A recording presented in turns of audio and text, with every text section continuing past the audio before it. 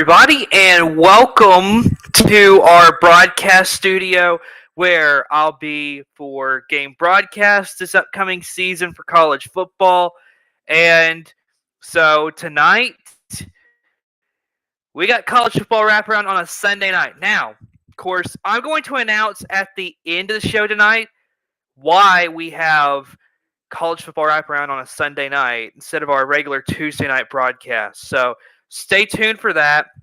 As you can see in the thumbnail, tonight we're talking about Florida State and Clemson going to the Big 12. But there's also a little bit more to the story as well.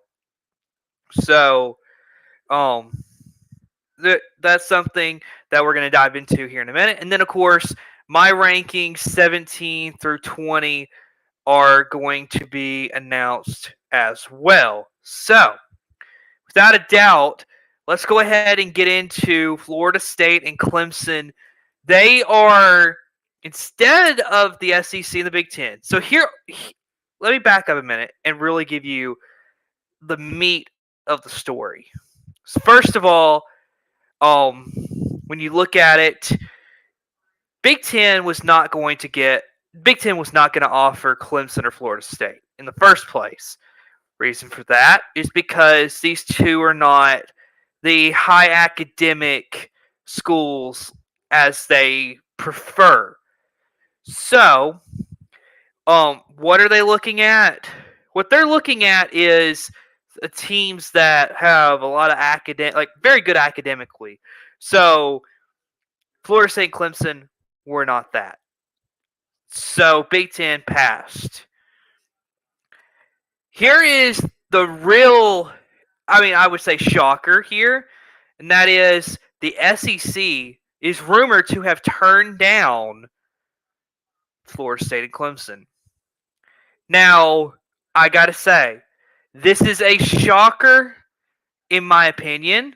The reason why I say that is because if you're looking at it from the SEC side of things, I thought they would have been a great addition to the conference. I will say it does feel like where I think there's been videos in the from the past year or two where Greg Sankey, the commissioner of the SEC, has come out and said, we don't have to add any more teams. We don't need any more teams. We're good at 16. So it kind of feels like that Sankey is basically saying the SEC does not need any more than 16 schools. So that's where the SEC stands, is at 16. So where does Florida State and Clemson end up if this is true?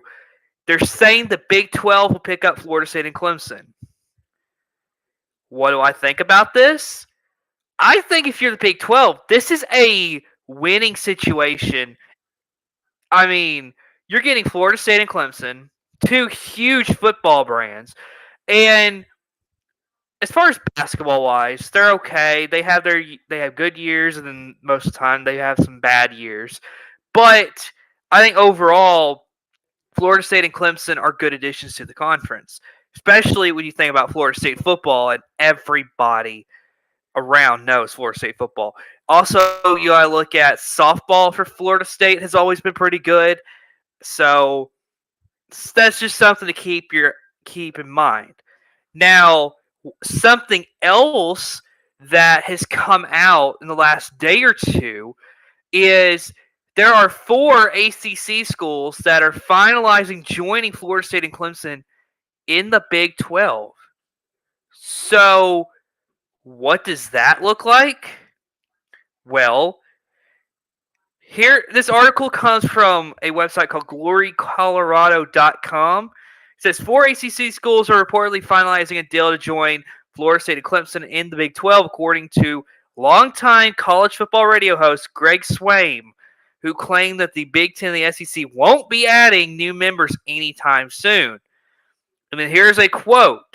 Working to verify a report from 2 staffers that at least 4 ACC schools have agreed in principle to join Clemson and Florida State in their exit and likely to the Big 12, Swaim prefaced before saying, also continuing to hear unanimously that the Big Ten and SEC will not be adding anytime soon. Going on in this article, it's quote, Swaim has previously reported that every new prospective Big 12 team, including Florida State and Clemson, will get the same pay as the rest of the conference because of what Texas and Oklahoma did to them despite getting special privileges. Here's another quote. As we've said for years, as we said for a year, Florida State and Clemson will not get a Big Ten offer due to neither being AAU accredited. Swaim prefaced before saying, but from Vegas, the talk is the SEC has now turned the pair down. With new sponsorship, the Big 12 probably won't pay quite what the other two do, but with those two, they'll pay double what the ACC does. So that is the meat of the whole story here. Now, we don't know who these other four schools are that are wanting to join Clemson and Florida State to the Big 12. If I had to guess, which, I'll be honest, Miami's probably one of them. And the reason why I say Miami is because like I said last week, and that is, I just don't see a world where Florida State and Miami are not in the same conference at this point within college athletics. So I think I would believe Miami's one of them. And then I would potentially say the three of the four Carolina schools that are a part of, at least North Carolina schools that are a part of the ACC. So what does that look like? North Carolina, Duke, NC State. I think those three will join Miami in being those four schools that go with Florida State and Clemson to the Big 12. What does this mean for the Big 12? I think football-wise, this is a great addition, but it's even better when you consider the fact of college basketball. You're going to pick up North Carolina and Duke potentially, which is what I'm going to predict. You can comment below if you think I am crazy for that. But my opinion is I think Duke and North Carolina would definitely make this conference the best college basketball conference in the country. And I don't think it will not even be close when it comes to college basketball. So the Big 12, I think this is just a strategic move. If you look at it, Brett Yormark, who is the commissioner of the Big 12, he's a businessman first. He knows how to make business decisions, and if you really want to play the game, that is, he knows that he can make some money by handing out, by saying, hey, you teams from the ACC, if y'all want to come, we'll pay you more than what you're getting in the ACC. Probably not as much as what the Big Ten or the SEC is going to pay, but they don't want you. We do. So we're going to pay you more, and you're going to help us. So I think this is a great move for the Big 12. What do you think? Comment below what you think about this, because, like I said, this could potentially be huge. And you look at it, the ACC could collapse. That's two of the biggest conferences in college athletics collapsing within a year of themselves. So this is huge in the world of college athletics. Do I think this is good? Not really, because literally, I'm sitting here 3 years ago, and I would have never thought any of this would actually happen. It's crazy to think that Oklahoma and Texas leaving the Big 12 to go to the SEC pretty much started this whole carousel of teams leaving conferences, going to a new conference, and now the world of college athletics has just been flipped upside down. And so I think at the end of the day, what you could see happen is the ACC is going to be gone. What happens to the other 11? Well, the other 11 schools when you talk about college football wise, and then if you look at college basketball, every other sport is 12. So personally, Notre Dame is the one that's really interesting here. I think out of all the teams within the Big Ten, I think Notre Dame would definitely get an invite from the Big Ten. So Notre Dame to the Big Ten just seems too obvious. But they would still make that deal and be like, hey, we will not be in your conference in football unless the college football playoff makes it where you have to be in the conference. Notre Dame is going to stay independent no matter what within college football. Every other sport, I feel like they're going to the Big Ten because it just makes too much sense to go to the Big Ten. Plus, you look at some of these rivalries they would have within the Big Ten. It just makes too much sense, folks. Notre Dame to the Big Ten, I think, would happen. And another rumor that that I had heard is the fact that Texas A&M. Now, you do remember the reason why Texas A&M and Missouri and Nebraska and all these teams left the Big 12 years ago was because of Texas and Oklahoma, namely Texas if you're Texas A&M. So Texas A&M is rumored they could potentially leave the SEC because they don't want to be affiliated with Texas and Oklahoma, and the rumor is they would go to the Big Ten. So, do I think that would do? I mean, I think it's a rumor. Do I think it's truly going to happen? I think there's a lot of credibility to it happening. Do I want it to happen? Personally, no, because I think that the SEC is better with that rivalry between Texas and Texas A&M. But if it happens, I don't think any of us need to be shocked that it would happen. So that is just my personal opinion on this whole situation. As you see, this is all going to bring another huge carousel of college football realignment, or let me say, college athletic realignment once again. So, where do I feel like any other teams that would not get offers from the SEC, Big 10, or Big 12, where they would go? I think you got to look at the next conference is going to be the American. I think the American could definitely cash in on this because you look at it, I think the American used to the teams that are currently in the American, well, some of them began with the Big East years ago, moved once Big East college football was dissolved, and when the American began. So I think that you could see teams like Syracuse say, "Hey, we're not getting offers from anywhere else. Let's go to the American." SMU could return. I mean, that's just a couple just to name off, but that's just my opinion of where those teams would end up. I think the American would cash in big time, and so that's going to be interesting to see.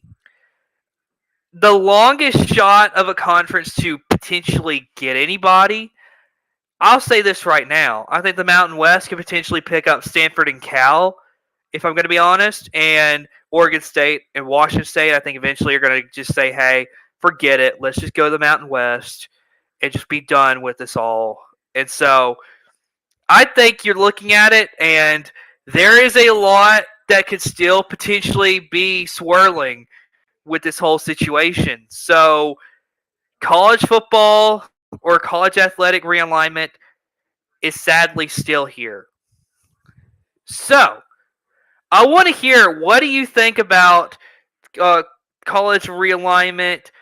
Put it in the comments. I want to see if you think I'm right on the other teams that are joining, that I think would join Florida State and Clemson, which I said would be Miami, North Carolina, Duke, and NC State. So go ahead, put in the comments what you think about it.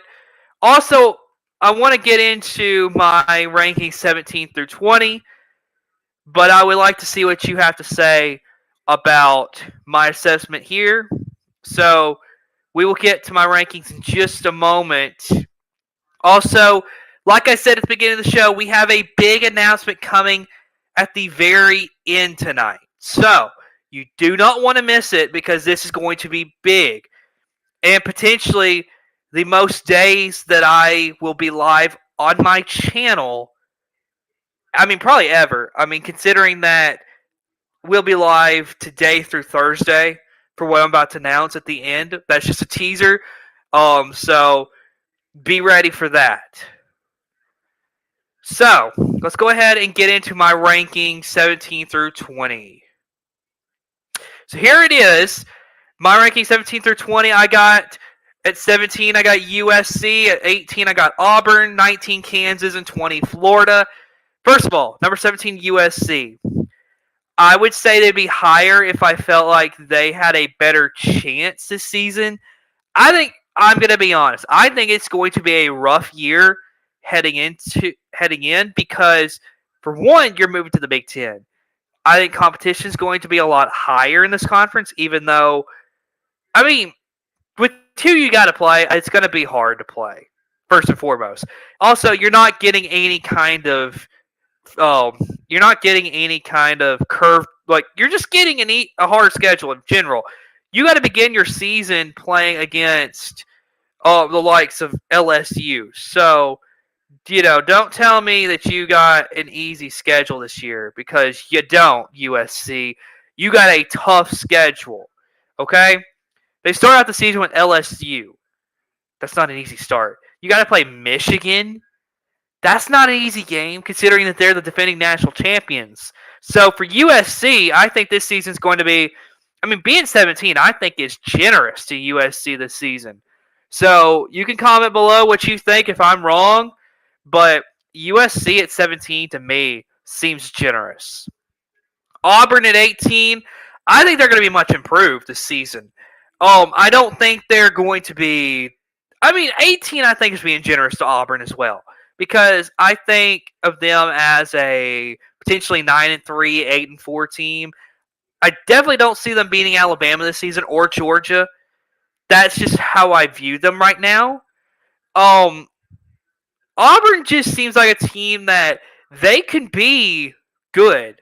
And they're going to be that team that really, they're not going to make the playoff, but they can really challenge you if you're a good team and make you have to play 60 minutes. That's the type team Auburn's going to be. So that's where Auburn stands, in my opinion. At 19, I got Kansas. Kansas, I think, has been on a great run, and I think that they have gotten really good at football here these past few years.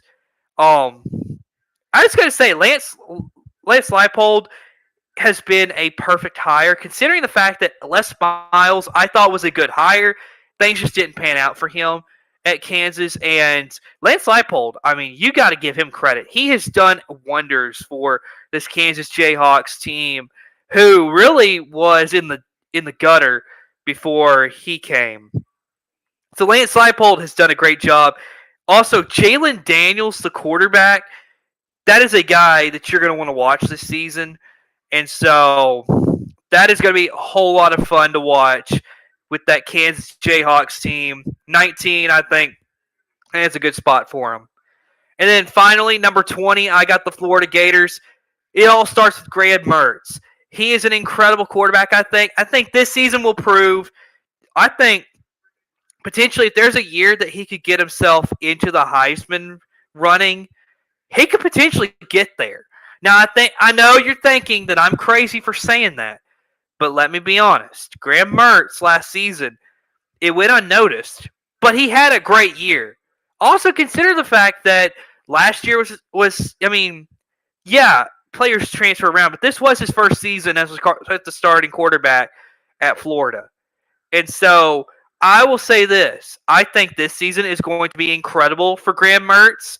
I think Florida at 20, I think it's a good spot for them. So that's my ranking 17 through 20. USC, Auburn, Kansas, Florida. That is who I have right now. And so for right now, we are nearing the end of our show tonight. And we are about to announce to you what is going to be for after tonight, the next 3 days. We have a huge announcement about what will be going on here on the channel. If you're watching on Rumble or YouTube, which is our two streaming platforms. Also, another thing to announce, if you're someone that's been watching on Facebook, I don't know why, We have been trying to stream to Facebook.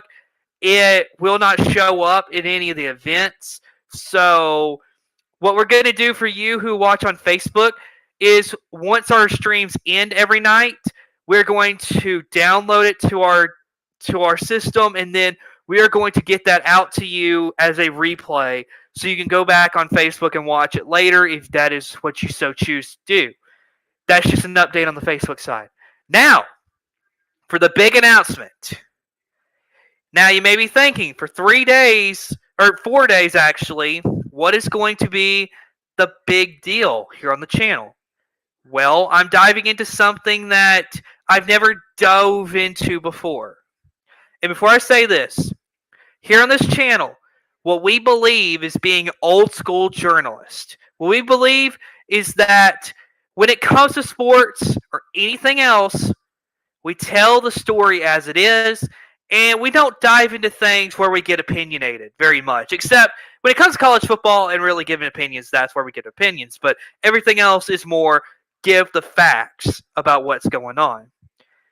That's why this is why I wanted to announce it, because here is what is going to be going on.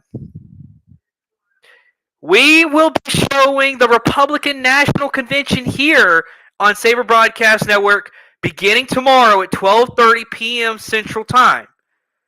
Because that is when the official session number 1 for the Republican National Convention will begin, is at 12:45, according to the master calendar on the Republican National Convention website. We're coming on 15 minutes early to get you ready for the show. Again, what we're doing is we're going to give you the facts about what is going on. We're just going to give you good old school journalism, and that is just tell you what is going on and not get opinionated. Okay? I wanted to preface that before I said it. Because, again, we're not taking sides politically on anything. We're showing you the convention. So, we're going to be here in this broadcast studio from tonight until Thursday night, giving you some great content. And I'm excited. I'm very excited for our channel. Also, don't think that we're taking sides on anything, because in August, we're going to plan on showing you the Democratic National Convention right here on Saber Broadcast Network as well. So before you say that you were picking sides, no, not really. We're just going to show you both conventions. And then in November, we plan on giving you some election coverage as far as giving you results of what is going on in each state, who wins each state, and, just seeing how that all goes. But with that being said, thank you all for watching. We will see you again later. Good night, everybody.